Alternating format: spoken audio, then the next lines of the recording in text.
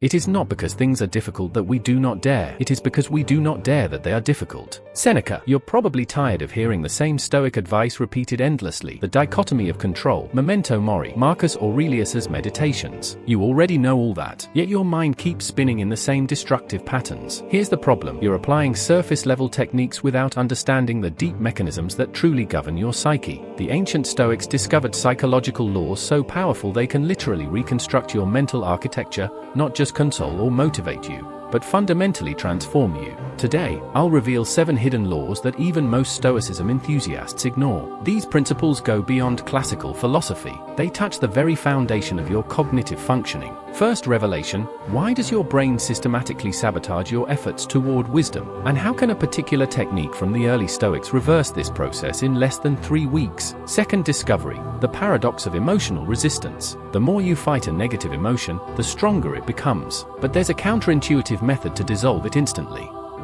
We'll go even further. You'll discover how your nervous system can become your most powerful ally, how to transform your inner dialogue into a constructive force, and above all, why true Stoic freedom has nothing to do with what you've been taught.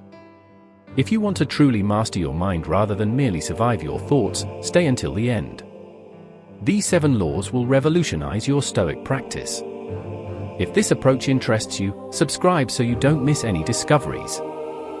Law 1: your brain's evolutionary sabotage. Your brain lies to you, not out of malice, but by evolutionary programming. Every time you attempt to apply Stoic wisdom, an ancient neurological mechanism triggers to pull you back toward familiar suffering. Listen carefully to this disturbing truth: your nervous system was designed to maintain you in a state of constant vigilance. It automatically interprets any profound change as an existential threat. When you begin cultivating true serenity, your primitive brain panics. It then triggers chemical cascades to make you fall back into your old thought patterns. Think of this situation you surely know. You read an inspiring passage on ancient wisdom. For a few hours, you feel different, more centered. Then, without apparent reason, a wave of irritation overwhelms you. You get annoyed over insignificant details. You fall back into exactly the same emotional reactions as before. This isn't a lack of willpower. It's your brain executing its return to normal program. The early Stoic solution. The first Stoics identified this phenomenon with troubling precision. They called it the resistance of the ignorant soul.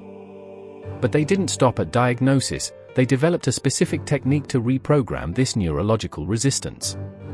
Imagine your mind as territory occupied by an enemy force. This force is your automatic emotional programming. It controls your reactions, interpretations, and instantaneous judgments. Each time you try to regain control of this territory, it organizes a counteroffensive, bombarding you with negative thoughts, intense emotions, and rationalizations to abandon your efforts. Here's where it becomes fascinating. The ancients understood that you cannot directly combat this resistance. The more you fight it, the stronger it becomes, exactly like someone struggling in quicksand. Every movement of resistance sinks them deeper. Strategic acceptance, the counterintuitive technique. The technique they used is called strategic acceptance. It works on a counterintuitive principle. Instead of resisting neurological sabotage, you deliberately welcome it. You create mental space to observe this mechanism without judging or fighting it. Here's how to proceed. The next time you feel this internal resistance after practicing a wisdom exercise, stop completely. Don't try to maintain your state of serenity. Instead, bring all your attention to the resistance itself. Observe its physical manifestations: tension in the shoulders, jaw clenching, accelerated heart rate. Then, and this is crucial, mentally thank this resistance. Say something like, "Thank you, primitive brain, for wanting to protect me. You're doing your survival job. I recognize your good intentions." This sincere gratitude disarms the defense mechanism. It transforms the enemy into a temporary ally. Next, negotiate with this part of yourself. Propose a compromise. "I understand you fear change. Would you accept that we advance in very small steps, at a pace that doesn't trigger your security alarms?" Why this works? This internal negotiation may seem bizarre, but it's based on real neurological mechanisms. Your brain effectively functions as a collection of systems that constantly consult each other. The prefrontal cortex, seat of your conscious will, can learn to communicate with the limbic system, seat of your automatic emotions. Real-world example: consider a sales manager who discovered Stoicism after burnout. Each time she tried to meditate or practice equanimity, her mind would race at 100 miles per hour. She'd rehash professional failures, anticipate future problems, criticize herself for wasting time on useless philosophies. The harder she forced her mind to calm down, the more mental agitation intensified. When she applied strategic acceptance, everything changed. Instead of fighting these obsessive thoughts, she told them, "I see that you're trying to keep me vigilant against professional danger. This is your way of protecting me from new exhaustion. I respect this intention, even if I don't share your method." Then she proposed, "What if we kept 15 minutes daily to analyze real professional priorities in exchange for 15 minutes of daily mental rest?" Within 3 weeks, her brain had accepted this new contract. Resistance had practically disappeared. She could access deep states of serenity without triggering an internal counteroffensive. Her nervous system understood that mental peace no longer represented a threat to her professional survival. The 21-day integration cycle. This negotiation works because it respects the deep logic of your nervous system. Your primitive brain only understands the language of survival and security. When you show it that your wisdom approach increases its security rather than diminishing it, it stops resisting, it even becomes active support for your transformation efforts. But beware, don't fall into the trap of perpetual negotiation. Once you've established this new protocol with your internal resistance, you must honor your commitments with absolute rigor. If you promise 15 minutes of analyzing legitimate concerns, you must genuinely provide them. Otherwise, trust breaks and resistance returns with force. There's also a crucial temporal dimension most people ignore. Your brain functions in cycles. It tests your new operating mode for approximately 21 days before integrating it as normal. During this period, expect relapses, moments when the old system temporarily regains control. These relapses aren't failures, they're part of the installation process for your new mental program. Key insight. Here's what the ancients knew and we've forgotten: genuine transformation never happens through brute force. It happens through alliance with all parts of yourself, even the most primitive ones. When you stop seeing your resistances as enemies to defeat and start viewing them as misinformed guardians to re-educate, everything changes. Your nervous system possesses its own intelligence, different from your rational intelligence but equally sophisticated. This intelligence can become your most precious ally in your Stoic journey, but only if you learn its language and respect its operating logic. Law 2. The paradox of emotional resistance. Listen carefully to this troubling paradox. The more you try to control a negative emotion, the more it strengthens and embeds itself in your nervous system. It's like trying to extinguish a fire by feeding it oxygen. Every control effort nourishes exactly what you want to eliminate. This discovery contradicts everything we're usually taught about self-mastery. We're told to breathe deeply, think positively, rationalize our difficult emotions. All these techniques assume we must oppose our negative emotions to master them. But exactly the opposite occurs in neurological reality. Think of the last time you tried not to be angry. The more you repeated, "I must not get upset," the more anger rose within you. The more you tried to reason with it, the more it found new justifications to explode. This is because your control effort confirmed to your emotional brain that this anger was indeed dangerous and that you needed to mobilize even more energy to combat it. The ancient solution: conscious absorption. The earliest Stoics identified this perverse mechanism with striking clarity. They understood that emotional resistance creates exactly what it claims to avoid. But their solution was radically different from what we imagine today when we talk about acceptance. It's not about passively enduring your difficult emotions. How it works. Step 1. Welcome the emotion. Imagine you feel intense anxiety before an important event. Instead of fighting this anxiety, you greet it mentally. "Hello, anxiety. I see you're here. You can enter. I'm listening. Step 2. Explore the physical sensation. Instead of trying to calm or rationalize it, dive directly into its physical sensation. Where does it manifest in your body? Is it tension in the chest? A tightness in the throat? Agitation in the stomach? Rather than fleeing these uncomfortable sensations, explore them with curiosity, like a scientist examining a fascinating phenomenon. You even voluntarily intensify these sensations, amplifying them to better understand them. The neurological effect. This approach produces an extraordinary neurological effect. When you stop resisting an emotion and explore it with benevolence, your brain interprets this attitude change as a safety signal. It understands that this emotion isn't so dangerous after all, since you accept being close to it. Stress circuits then naturally deactivate. But here's where it becomes truly interesting. Once you've established this exploratory relationship with your emotion, you can begin dialoguing with it, not to convince it to leave, but to understand the information it's trying to transmit. Every emotion carries a message.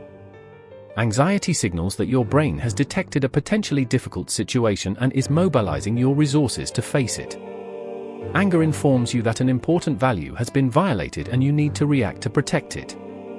Sadness indicates that a significant loss has occurred and you need time to integrate it. When you understand these messages instead of fighting them, you can collaborate intelligently with your emotions. You stop being their victim and become their partner in resolving your existential challenges. Real-world example, consider an entrepreneur who panicked every time he had to present his projects to investors. His hands trembled, his voice cracked, his ideas became confused. He'd tried everything: breathing techniques, positive visualization, intensive rehearsal. Nothing worked sustainably. When he applied conscious absorption, he first welcomed his panic. "Hello, fear. I see you're very active today. Show me exactly what you feel." He then explored each physical manifestation of his fear with almost scientific curiosity: the trembling, palpitations, sweat, short breath. Instead of trying to make them disappear, he voluntarily amplified them. "If I must tremble, let's really tremble. If my heart must accelerate, let it beat full force." This voluntary amplification produced a surprising effect. His fear peaked, then naturally calmed like a wave falling back after reaching its crest. But especially, by dialoguing with his fear, he discovered its true message. This emotion wasn't telling him you'll fail or you're not good enough. It was telling him, this presentation is crucial for your future. Mobilize all your resources to give your best. Once he understood this, his fear transformed into performance energy. In his next presentation, he felt the same emotional intensity, but interpreted it differently. Instead of experiencing it as an obstacle, he perceived it as a sign that his nervous system was preparing him to excel. His trembling became vital energy. His cardiac acceleration became enthusiasm. His mental tension became laser focus, transforming the negative emotions. This transformation illustrates a fundamental principle very few people understand: your emotions are never the problem. The problem is your relationship with these emotions. When you change this relationship, the emotions themselves automatically transform. There are even emotions we consider negative that become extraordinarily powerful once transformed by this approach. Anger becomes a transformative force. Sadness becomes depth of compassion. Anxiety becomes breakthrough energy. Frustration becomes growth motivation. Another example, a doctor experienced chronic anger toward the hospital system's inefficiency. This anger exhausted her, deteriorated her relationships with colleagues, and ultimately affected the quality of her care. She'd tried all the classic advice: gaining perspective, relativizing, emotionally detaching from work. With conscious absorption, she first welcomed her anger as a legitimate visitor. "Come in, anger. Show me all your intensity." She explored the physical sensations: heat in the chest, jaw tension, urge to hit something. Instead of repressing them, she amplified them in a secure mental space. Then she dialogued with this anger: "What exactly do you want to tell me?" The answer surprised her: "I want you to fight for your patients. I want you to refuse the unacceptable. I want you to use your energy to change what can be changed." Her anger wasn't destructive, it was revolutionary. Once she understood this message, she could channel this emotional energy constructively. She got involved in system improvement projects. She created more efficient protocols. She trained young doctors in a more humane approach. Her anger had become the fuel for her positive impact. The deep secret. This technique works even with the most intense and persistent emotions, but it requires particular courage, the courage to encounter what we usually flee. It also demands certain emotional maturity, knowing how to distinguish between intensely feeling an emotion and impulsively acting under its influence. You can be angry without becoming violent. You can be sad without becoming depressed. You can be anxious without becoming paralyzed. The difference lies in your capacity to consciously absorb the emotion instead of automatically enduring it or systematically repressing it. This conscious absorption literally transforms your neurochemistry. Instead of producing stress hormones associated with emotional resistance, your brain secretes neurotransmitters associated with curiosity and exploration. Your nervous system shifts from survival mode to growth mode. When you master conscious absorption of your emotions, you develop an extraordinary capacity to consciously absorb everything that happens to you in life: failures, criticisms, disappointments, betrayals. Nothing can destabilize you durably because you've learned to transform the energy of any experience into fuel for your evolution. Law 3. Programming your nervous system. Your nervous system isn't just a passive receiver of information, it's an active sculptor of your internal reality. The ancient Stoics discovered how to consciously program their neurological responses long before neuroscience confirmed the existence of neuroplasticity. Imagine your nervous system as an invisible gardener working 24 hours a day in the terrain of your consciousness. Either it plants seeds of serenity, or it cultivates weeds of agitation. Most people let this gardener work randomly according to mood or external events. But you can give it precise instructions. Cleanth's technique. Cleanthus, the second head of the Stoic school, was a boxer before becoming a philosopher. He developed a fascinating technique. He reprogrammed his nervous system by artificially creating controlled stress situations, then observing his automatic reactions to progressively modify them. Instead of waiting for life to send him challenges, he voluntarily created them for training. This approach reveals something fundamental: your nervous system learns through conscious repetition, not intellectual understanding. You can read every philosophy book in the world, but if your nervous system continues reacting automatically to external stimuli, you'll remain enslaved to your conditioning. Your current scales. Your nervous system functions like a virtuoso musician who has automated their scales. Except your current scales are probably worry, irritation, frustration, and impatience. Each time an unexpected event occurs, your nervous system automatically plays its familiar melodies. But you can teach it new scores. The neurological inventory. The technique begins with what I call the neurological inventory. For 1 week, you'll minutely observe your physical reactions to different stimuli throughout your day, not your thoughts or emotions, but your raw bodily sensations of the tension rising in your shoulders when your boss summons you. The contraction in your stomach when you open your bills. The acceleration of your heart rate when your phone rings unexpectedly. You'll discover something astonishing: most of your stress reactions trigger several seconds before your conscious brain has even identified the situation.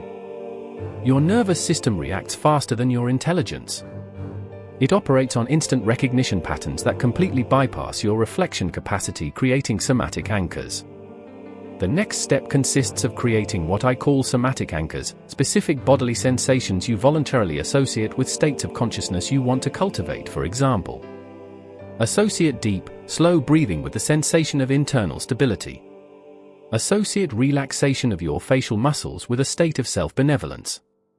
The secret lies in conscious, regular repetition. Each morning, before even getting out of bed, practice your new neurological patterns. Artificially create the bodily sensations associated with serenity, mental clarity, quiet confidence. Your nervous system records these new programs and begins recognizing them as familiar. The freedom window. After a few weeks, something extraordinary happens. When a stressful situation arises, your nervous system hesitates for a fraction of a second between the old automatic pattern and the new pattern you've programmed. This hesitation creates a space of freedom where you can consciously choose your reaction. This freedom of neurological choice is the true Stoic revolution. It doesn't consist of passively accepting what happens to you, but actively programming how your body will react to what happens to you. You become the conductor of your own nervous symphony. Law 4, the architecture of your inner monologue. Your inner dialogue isn't a spontaneous, innocent phenomenon. It's a precise architectural construction that determines the quality of your daily existence. Most people endure their mental monologue like they endure the weather, thinking it falls upon them unpredictably. But you can become the conscious architect of your own thoughts. Epictetus's logical reconstruction. Epictetus developed a revolutionary technique he called logical reconstruction. It wasn't about changing the content of your thoughts but modifying their deep structure. He discovered that our toxic thoughts always follow the same architectural patterns, and by modifying these patterns, you automatically transform these thoughts' impact on your well-being. The 4 toxic patterns. Observe your inner dialogue carefully for a few days. You'll discover it almost always follows the same architecture. Catastrophization, making things worse than they are. Generalization, extending one instance to all cases. Personalization, taking everything personally. Negative temporalization, assuming problems are permanent. Faced with a specific, temporary problem, your mind automatically builds a thought edifice that transforms this problem into a permanent, general catastrophe for which you're personally responsible. This destructive mental architecture functions like a cognitive virus that replicates itself in all your life situations. A conflict with your partner becomes proof your relationship is doomed. A stagnating professional project becomes confirmation you're incompetent. A friend's criticism becomes demonstration that nobody really appreciates you. The 4 reality filters. Epictetus proposed consciously deconstructing this toxic architecture by applying what he called the 4 filters of reality. Filter 1, specificity. Instead of, I fail at everything I undertake, think, this particular project encounters specific difficulties. Filter 2, temporality. Instead of, I'll never get out of this, think, for now, I haven't found a solution. Filter 3, constructive depersonalization. Instead of, it's my fault, think, several factors contributed to this situation. Filter 4, action possibility. Instead of, there's nothing to do, think, what are my options in this specific situation? Why this works. This architectural reconstruction of your thoughts may seem artificial at first. Your mind will resist because it's used to these dramatic patterns. But after a few weeks of conscious practice, something remarkable happens. Your inner dialogue becomes naturally more constructive and realistic.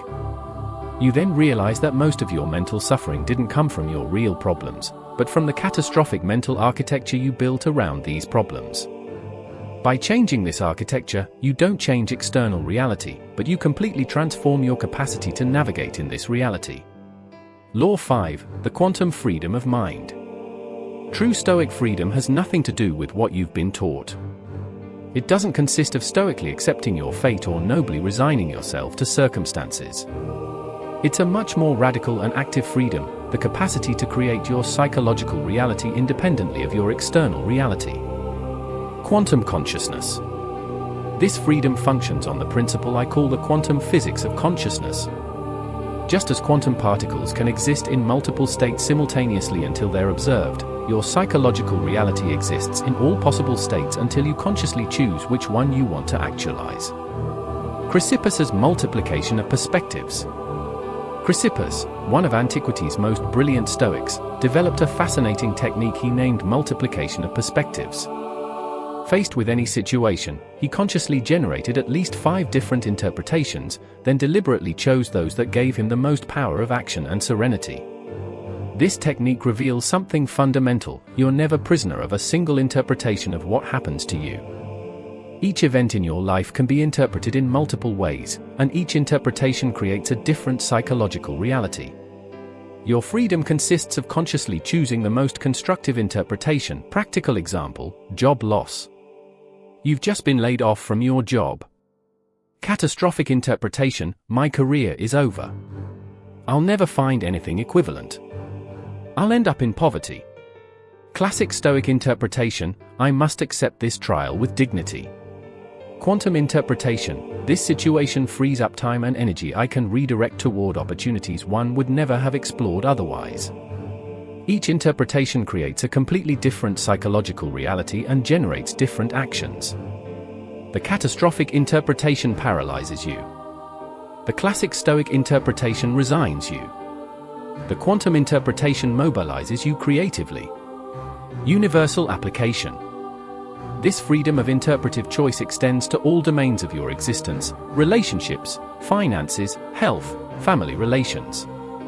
In each domain, you have the quantum power to choose the psychological reality in which you want to live.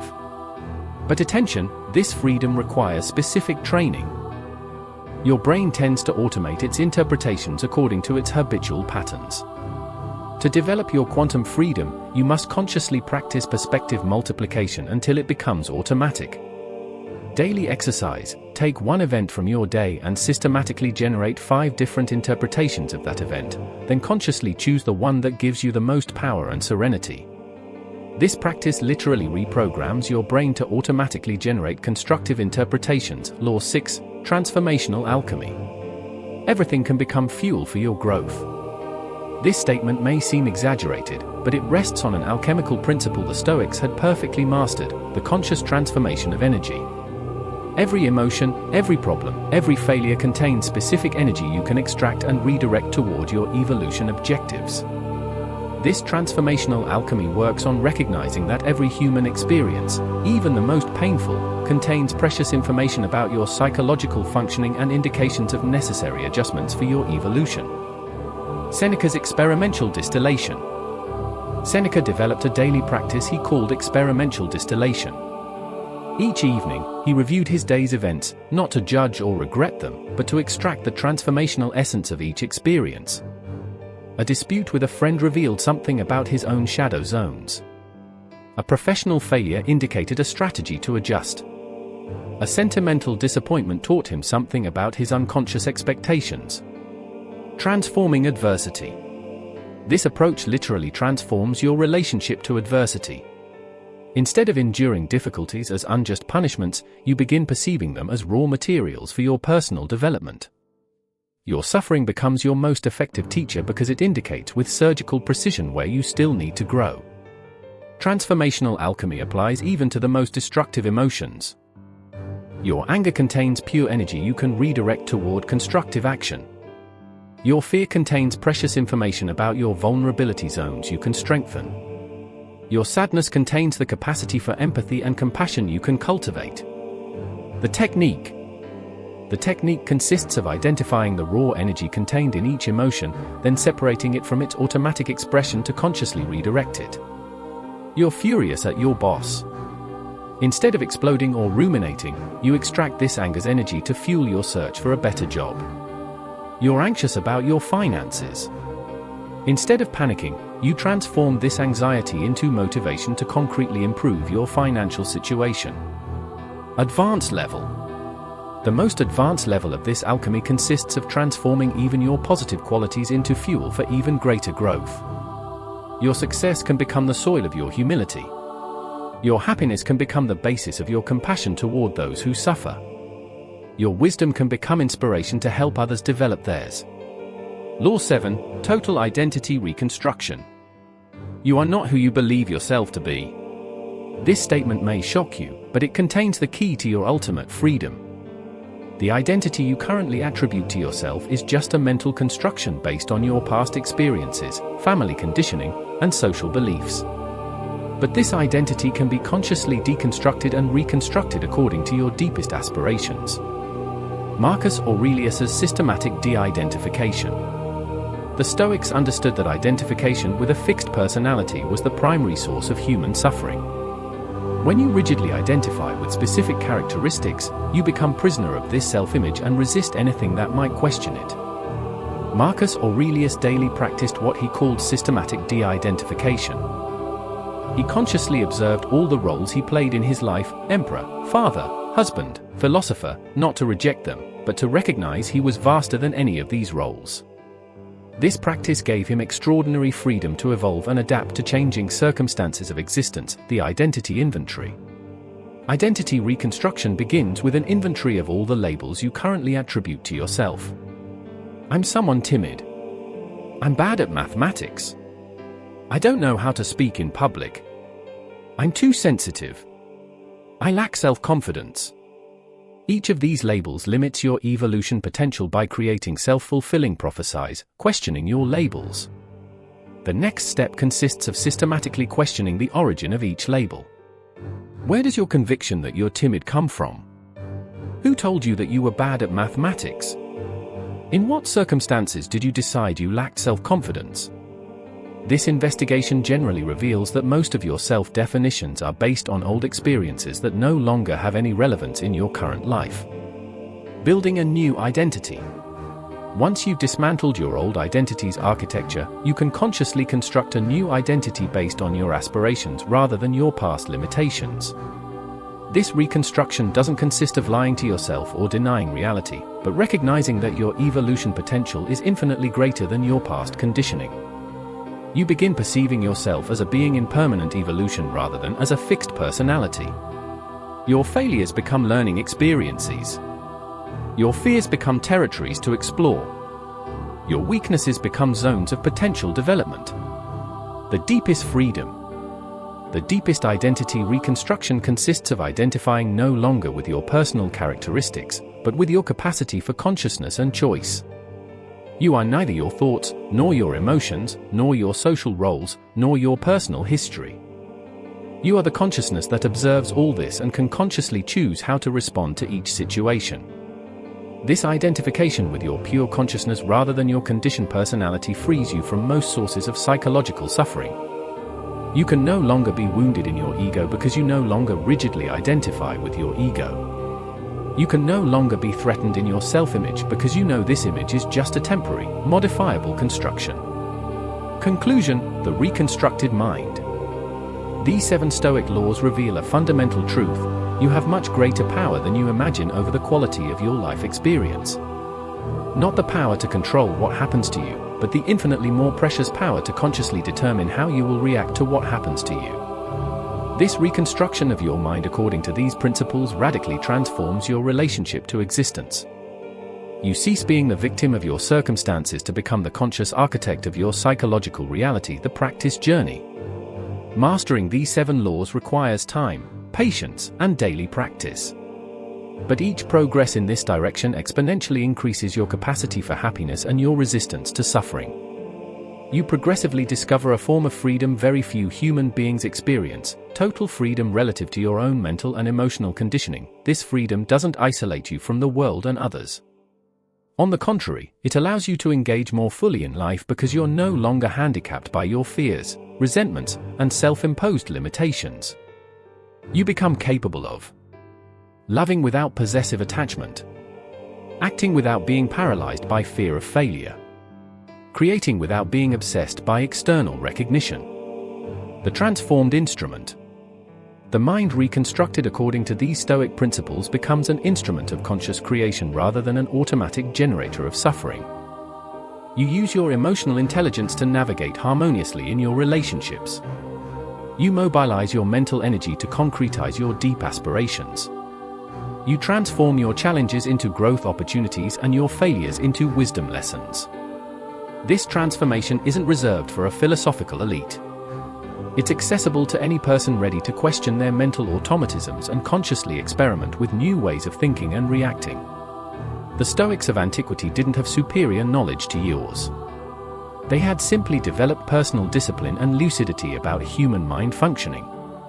Your mind is the most powerful tool you possess for creating a fulfilling life. By learning to consciously master it according to these 7 laws, you give yourself the means to transform any situation into an opportunity for evolution and positive contribution to the world. This is the true Stoic revolution, not enduring existence, but consciously sculpting it according to your deepest values. The ripple effect. The most fascinating thing about these transformations is that they create a domino effect in all aspects of your existence. When you truly master your mental architecture, something unexpected happens. You begin unconsciously influencing the psychological state of people around you. Think of those rare individuals you sometimes encounter who emanate this calming presence. You automatically feel more peaceful in their company without understanding why. They do nothing particular.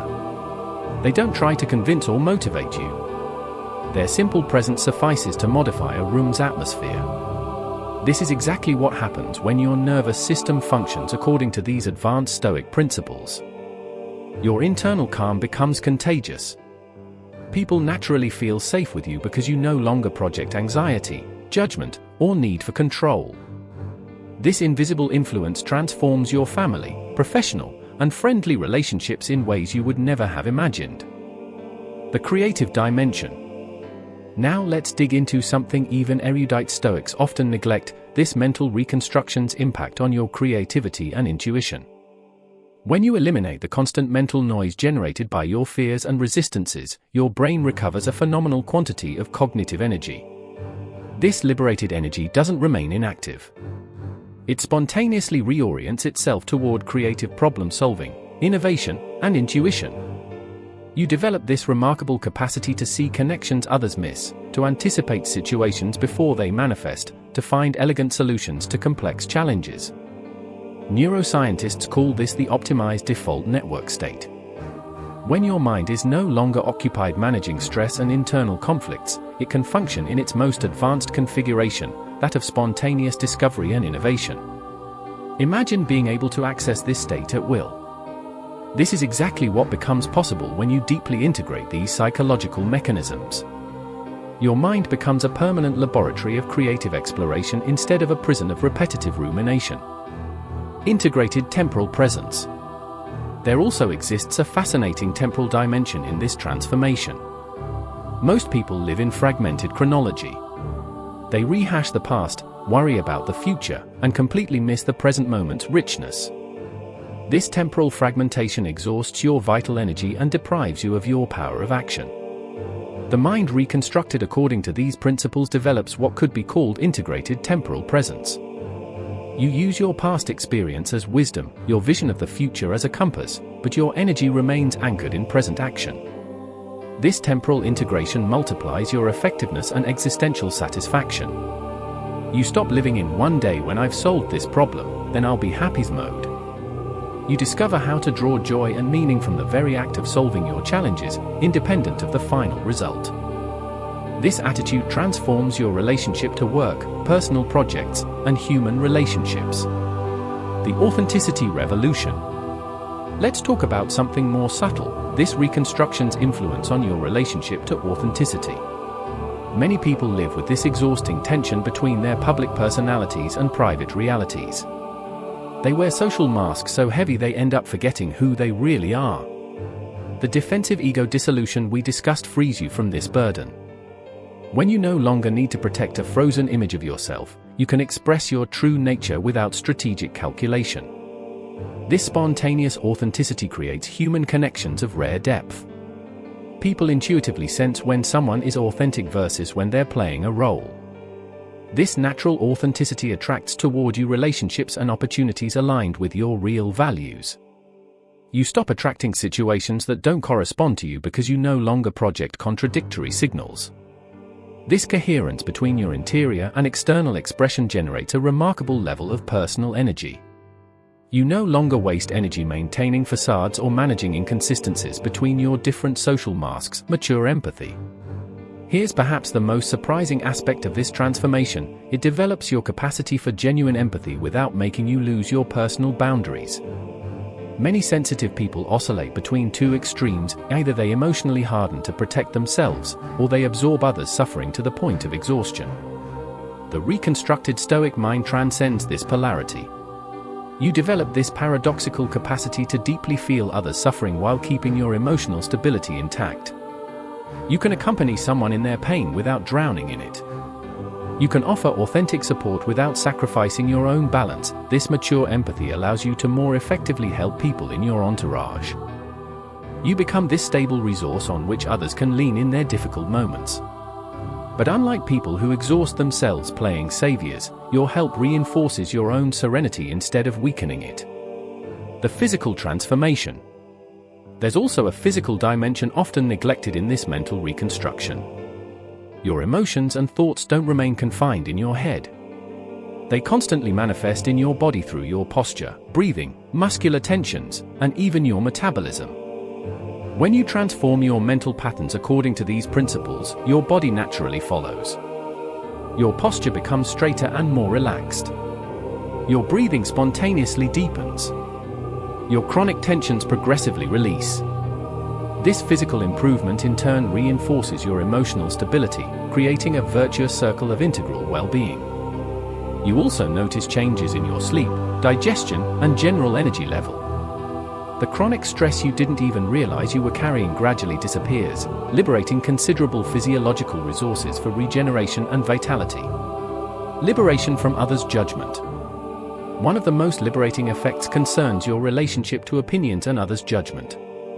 Most people live in an invisible prison made of anticipating others' gaze. They constantly modify their behavior based on what they imagine others think of them. This hypersensitivity to external judgment maintains you in a state of exhausting permanent performance. You can never truly relax because part of you constantly monitors your entourage's reactions and adjusts your behavior accordingly. The mind reconstructed according to these Stoic laws gradually frees you from this psychological servitude, not by making you insensitive to others, but by reconnecting you to your own criteria of internal value. You act according to your principles rather than your fears of rejection. This liberation radically transforms how you make decisions. Instead of choosing the path that minimizes potential criticism, you choose the one that honors your authentic values. This decisional authenticity leads you toward infinitely more satisfying situations and relationships. The cumulative impact on life trajectory. Think about the cumulative impact of all these transformations on your life trajectory. When you no longer waste mental energy on useless rumination, when you transform your difficult emotions into creative fuel, when you make authentic rather than defensive decisions, your existence takes a totally different direction. You naturally head toward experiences and accomplishments aligned with your deep nature. You stop pursuing objectives that don't really correspond to you. You develop this rare capacity to say no to seductive but inadequate opportunities, to concentrate on those that truly nourish your fulfillment. This conscious selectivity multiplies your results in all domains. Instead of dispersing your efforts in 10 different directions, you channel your energy toward projects that have deep meaning for you. This concentration generates more significant accomplishments with less effort and stress. The new normal. The most beautiful thing in all this is that this transformation becomes your new normal. What seemed impossible or superhuman at the beginning becomes your natural way of functioning. You sometimes even forget how different you were before this mental reconstruction. These changes integrate so organically into your personality that you feel like you've always been this calm, creative, and authentic person. This is perhaps the greatest gift of this Stoic approach. It doesn't transform you into someone else. It simply reveals who you truly were under all those layers of conditioning and useless protections. Your mind finally becomes this powerful ally it was destined to be, an instrument of conscious creation, authentic connection, and significant contribution to the world. And this transformation, once initiated, continues naturally deepening throughout your existence. Final thoughts. The journey through these 7 hidden Stoic laws is not about adding more techniques to your self-improvement toolkit. It's about fundamentally restructuring how your consciousness operates. Remember, transformation is not an event, it's a continuous process of becoming. Each day you practice these principles, you're not just changing behaviors, you're rewiring the very neural pathways that determine your experience of reality. The ancient Stoics weren't superhuman. They were ordinary people who discovered extraordinary truths about the human mind's plasticity and potential. They understood something we're only now confirming through neuroscience: your brain is not fixed, your emotions are not your destiny, and your identity is not carved in stone. You hold in your hands the tools to consciously architect your inner world. The question is not whether you can change, the question is whether you're willing to commit to the daily practice required for genuine transformation. Start small. Choose one law. Practice it until it becomes second nature. Then add another.